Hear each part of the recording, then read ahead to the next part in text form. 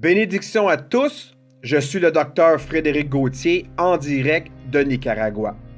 Aujourd'hui, je vais vous parler de certains pasteurs ou encore des chrétiens qui soutiennent que la nation moderne d'Israël au Moyen-Orient est toujours bénie par Dieu. Ces gens qui sont pro-Israël vous diront « Vous devez soutenir Israël parce que si vous bénissez Israël, Dieu vous bénira.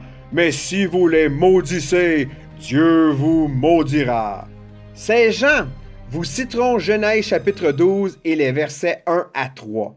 Lisons-le. « Et l'Éternel avait dit à Abraham, « Va-t'en hors de ton pays et de ta parenté et de la maison de ton père, vers le pays que je te montrerai.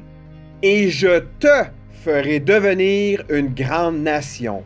Et je te bénirai, et je rendrai ton nom grand. Et tu seras une bénédiction. Et je bénirai ceux qui te béniront, et je maudirai ceux qui te maudiront. Et toutes les familles de la terre seront bénies en toi. » Maintenant, les gens qui vous citeront ces versets vous diront « Voilà, tu vois, si nous bénissons Israël, Dieu nous bénira. » Mais remarquez que cette promesse n'a jamais été faite à la nation moderne d'Israël. Cette promesse a été faite à Abraham quand il était vivant et à sa famille durant sa vie.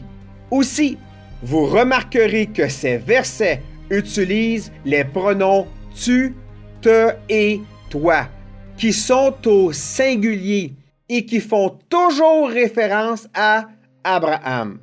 Maintenant, écoutez ce que la Bible dit dans Galates chapitre 3 et le verset 16.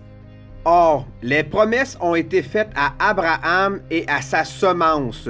Il ne dit pas « et à ses semences » comme s'il eût parlé de plusieurs, mais il dit comme parlant d'une seule « et à ta semence » qui est Christ. Dans ce verset, la Bible dit que la promesse a été faite à Abraham et à sa semence. Une autre chose à considérer, ce verset ne parle pas de semence au pluriel, comme si chaque semence qu'Abraham aurait aussi eu une promesse.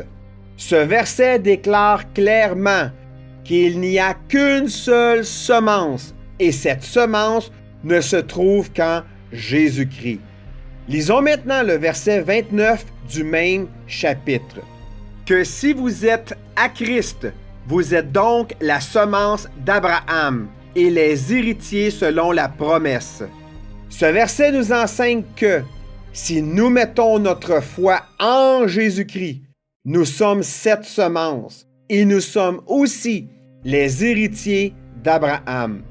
À cause de cela, en tant que croyants, c'est nous qui héritons de la promesse faite à Abraham. Maintenant, permettez-moi de vous poser une question. Les Juifs modernes qui ont rejeté la seule semence prophétisée par Dieu à travers d'Abraham, peuvent-ils prétendre qu'ils sont encore bénis et héritiers par Dieu? Cette promesse que nous lisons dans la Genèse ne peut être revendiquée par les Juifs modernes d'Israël parce qu'ils ont rejeté Jésus-Christ. Cela signifie aussi qu'ils ne proviennent pas de la semence d'Abraham.